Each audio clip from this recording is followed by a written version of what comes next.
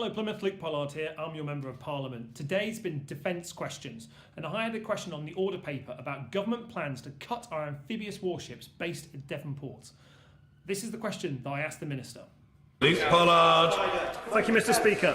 A welcome confirmation of the long-known position in Devonport that the Toda Type 23 frigates will be now based in Devonport, but it is abundantly clear that there is a cross-party majority of this House opposed to the government plans to scrap HMS Albion, HMS Bulwark and our Royal Marines.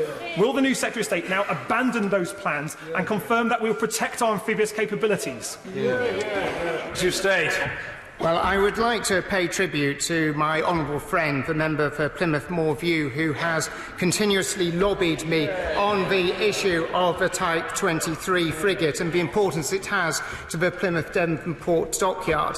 It was very impressive to be able to go down there and visit the dockyard and see all the work that's been done. I'll be looking at all the capability within all our forces to make sure that we get the very best out of everything we do and every pound that we spend. If I'm honest, I wasn't overly impressed by the Secretary of State's answer. There is a cross-party majority of members of Parliament who disagree with the government's plans to cut HMS Albion, HMS Bulwark and the Royal Marines. The way that the former Chief Whip played it was overly political, overly partisan. We all knew in Devonport that the Toda Type 23 frigates were going to be base-ported in Devonport. This wasn't news. Some news outlets have tried to claim it was, but the real news would have been if they'd given us the Type 26 and the Type 31, the brand new frigates. That would have been news. Simply announcing something that we'd already knew about isn't really news. And I think the new Defence Secretary needs to be careful.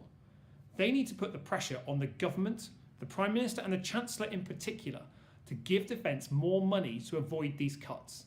There's lots of Labour MPs like myself who are working with Conservative MPs to stop these cuts.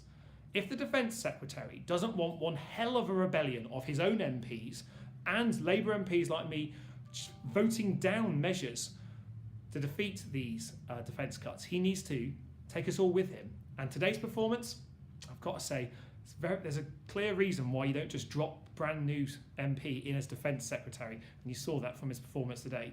I really hoped for better, if I'm honest. There's a lot of learning he has to do, but let me be absolutely clear with him. We will fight these cuts tooth and nail. You will not get away with cutting the Royal Marines, HMS Albion or HMS Bulwark. There's a cross-party campaign to stop you doing so. And if you doubt our effort or sincerity, you only need to look at those questions today. Labour MPs, Conservative MPs, all telling the Defence Secretary that he needs to abandon these cuts or face defeat. Let's see what he does. Thanks, Plymouth. See you soon.